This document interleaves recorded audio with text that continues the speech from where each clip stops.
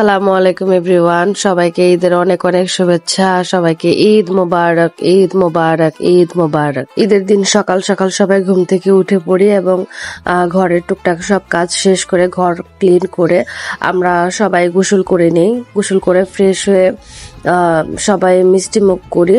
আমার ভাই ঈদের জামাতে চলে যায়, তো তারপর আমরাও ঈদের নামাজ পড়ে নিই। আলহামদুলিল্লাহ, ঈদের দিন খুশির দিন, ঈদ মানে আনন্দ।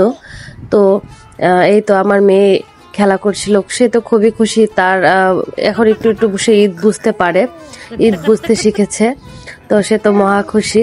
একটু পর পর তাকে আম্মু এটা সেটা খাওয়ানোর ট্রাই করছিল, যদিও সে ছোট মানুষ তেমন কিছুই খেতে পারে না।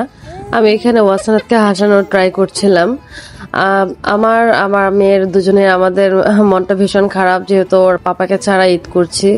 আমার মেয়ের এটা 3 নাম্বার ঈদ আমার হাজবেন্ডকে ছাড়া, ওয়াসানাতের পাপাকে ছাড়া। তো কিছু তো করার নেই, মনের দুঃখ আর আমাদের কষ্ট এটা বোঝার কারো কোনো ক্ষমতাই নেই। যাই হোক, তারপরেও আলহামদুলিল্লাহ আমি আমার মায়ের সঙ্গে ঈদ করতে পেরেছি, পরিবারের সবার সাথে একসাথে মিলে ঈদ করেছি, এটাই অনেক আনন্দের। আমার আম্মু খানিকটা অসুস্থ, সবাই আমার আম্মুর জন্য অনেক অনেক দোয়া করবেন।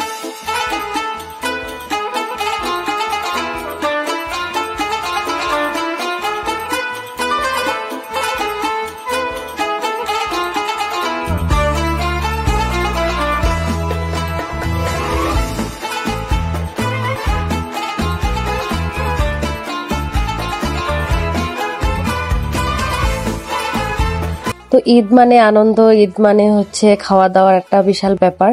তো আলহামদুলিল্লাহ আমার আম্মু আমাদের জন্য মোটামুটি অনেক কিছু আয়োজন করেছে। তার মধ্যে ছিল দেশি চিকেন রোস্ট, তারপর হচ্ছে গরুর ঝাল ঝোল আলু দিয়ে, তারপর গরুর রোস্ট এবং সাদা ভাত, তারপর হচ্ছে পোলাও, তারপর হচ্ছে স্বামী কাবাব। মোটামুটি আলহামদুলিল্লাহ এগুলোই ছিল ঈদের আয়োজন। অনেক অনেক মজা লেগেছে খাবারগুলো। গত 2 ঈদেও আমার ওয়াসানাত অনেক ছোট্ট বাবু ছিল, ও কিছুই খেতে পারতো না, কিন্তু এবার আলহামদুলিল্লাহ ঈদের খাবার খেতে পেরেছে। আমি তো খুব খুশি। প্রচন্ড রোদ ছিল, আকাশে ভীষণ গরম লাগছিল, তারপরেও ঈদের দিন বলে কথা সবাই নতুন জামা কাপড় পরেছিলাম। আর এখানে ওয়াসানাত বাবু তার সানগ্লাস পরছিল আর খুলছিল, আর কি যে দুষ্টমানি করছিল। আর এখানে চলছিল সব থেকে মজার পার্ট, সেটা হচ্ছে সালামের পার্ট।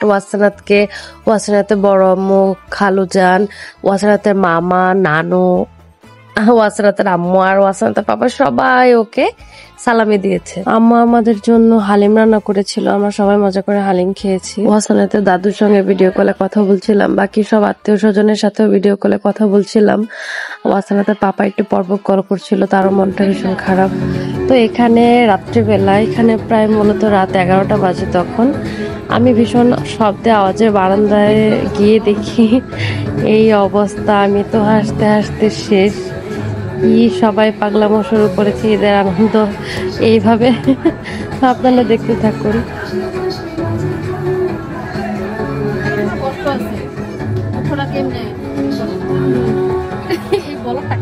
আজ এখানে বিদায় নিয়ে নিচ্ছে সবাইকে। আবারও ঈদের অনেক অনেক শুভেচ্ছা। ঈদ মোবারক, ঈদ মোবারক। সবাই অনেক ভালো থাকবেন এবং আমার জন্য দোয়া করবেন। আল্লাহ হাফিজ।